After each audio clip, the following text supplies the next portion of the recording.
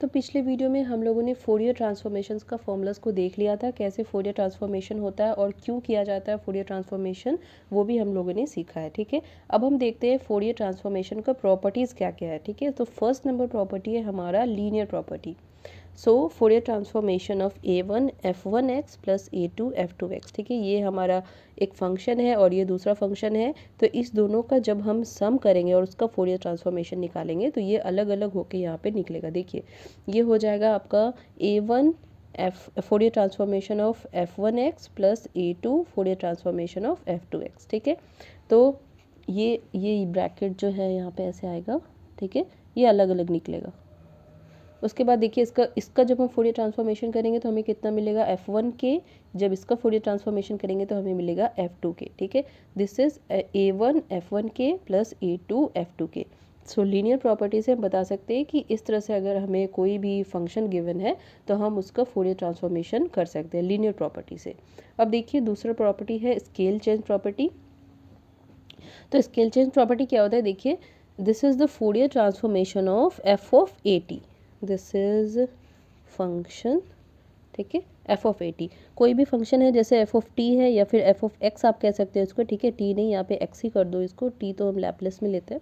तो ये है f ऑफ ax। ठीक है, तो इसका हम कैसे फोरियर ट्रांसफॉर्मेशन करेंगे, देखिए, अगर कोई कांस्टेंट हमें मल्टीप्लाइड है तो उसको हम बाहर ले लेंगे, 1/a कर देंगे, and this is f of k/a। ठीक है, और जो भी हमारा फोरियर ट्रांसफॉर्मेशन इसका जो वैल्यूज़ आएगा उसमें हम k के बदले k/a का वैल्यू पुट करेंगे। ठीक है, तो ये हो गया आपका स्केल चेंज प्रॉपर्टी। अब अगला प्रॉपर्टी देखिए, दिस इज शिफ्टिंग प्रॉपर्टी, जिसमें कि फोरियर ट्रांसफॉर्मेशन अगर हम करना चाह रहे हैं e⁻iota f ऑफ x। कोई भी फंक्शन आपको गिवन है f ऑफ x, उसके साथ ये मल्टीप्लाइड है e⁻iota। ठीक है, तो इसका हम फोरियर ट्रांसफॉर्मेशन कैसे करेंगे, ये इस वैल्यू के इक्वल होगा, is equal to f of k plus a। ठीक है, ये है इसका शिफ्टिंग प्रॉपर्टी। अब दूसरा में देखिए, यहाँ पे तो प्लस था, यहाँ पे अगर माइनस होगा, यहाँ पे ये आयोटा होगा।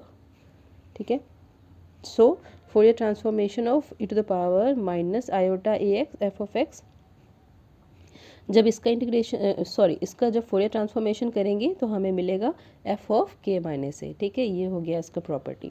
अब देखिए, चौथा हमारा जो है उसको हम बोलते हैं modulation theorem. If Fourier transformation of f of x equal to f of k, then Fourier transformation of f of x into cos ax is equal to 1/2 this is f of k plus a plus f of k minus a। ठीक है, ये हमारा modulation theorem, जिसमें कि अगर इसका Fourier transformation f of k के equal आता है तो f ऑफ x का cos ax के साथ अगर मल्टीप्लिकेशन है और उसका हम फोरियर ट्रांसफॉर्मेशन निकालना चाह रहे हैं तो वो हो जाएगा 1/2 into f of k plus a plus f of k minus a। ये आ गया आपका मॉड्यूलेशन थ्योरम। ठीक है, तो चलिए अगला कुछ प्रॉपर्टीज़ और देख लेते हैं। अगला प्रॉपर्टी है हमारा Fourier transform of derivative of function. अगर कोई डेरिवेटिव हमें निकालना है, उसका हम फोरियर ट्रांसफॉर्मेशन निकालना चाह रहे हैं तो वो क्या होगा, देखिए, f प्राइम ऑफ x, और इसका फोरियर ट्रांसफॉर्मेशन अगर हम निकालेंगे तो आयोटा के, ठीक है, माइनस आयोटा के जो है वो बाहर आ जाएगा, और f ऑफ k हम यहाँ पे वैल्यूज़ लिखेंगे, f ऑफ x का जो फोरियर ट्रांसफॉर्मेशन हो जाएगा f ऑफ k। ठीक है, और यहाँ पे देखिए Fourier transformation of f to the power n, यानी कि n टाइम्स डेरिवेटिव हम कर रहे हैं किसी भी फंक्शन का, तो उसका क्या होगा, माइनस आयोटा के to the power whole to the power n। ठीक है, n का वैल्यूज़ यहाँ पे जब आप 1 रखिएगा तो आपको ये मिलेगा। ठीक है, जब 2 रखिएगा तो ये माइनस साइन हट जाएगा, क्योंकि माइनस माइनस प्लस होता है। ठीक है, तो आयोटा की आ जाएगा और f ऑफ k का वैल्यू आप यहाँ पे पुट करके आराम से इसका फोरियर ट्रांसफॉर्मेशन निकाल सकते हो। ठीक है, अब देखिए, अगला जो प्रॉपर्टी है हमारा वो है function multiplied by x to the power n।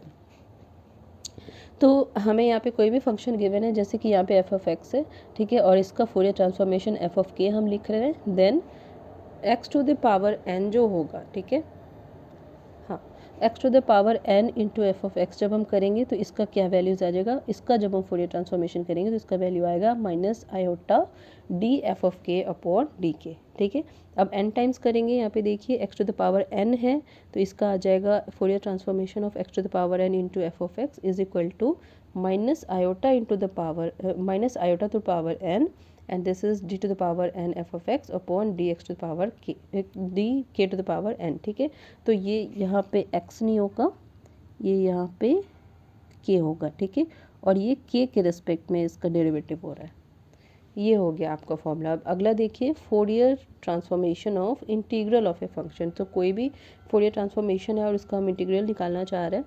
सो इसका अगर हम निकालेंगे Fourier transformation, this is 0 to t या फिर 0 टू एक्स, आप इसे कह सकते हो। Fourier transformation of 0 to x f of x d x.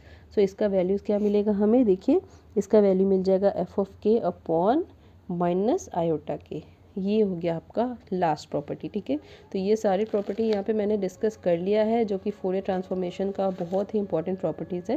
और फोरियर ट्रांसफॉर्मेशन क्या होता है वो पिछले वीडियो में मैंने आपको बहुत ही अच्छे से बता दिया है। ओके, सो यहाँ पे हमारा फोरियर ट्रांसफॉर्मेशन का शॉर्ट रिविजन जो है वो कंप्लीट हुआ।